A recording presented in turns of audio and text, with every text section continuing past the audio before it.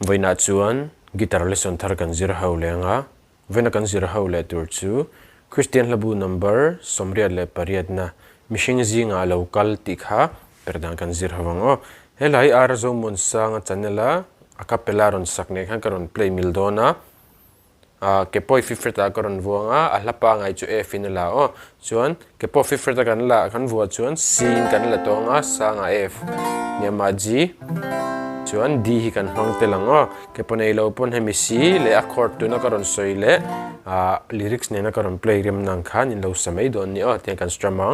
down down up down down up khatia strum chu khani me o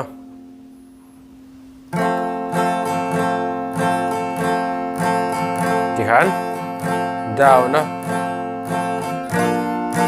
down down up down down up down down up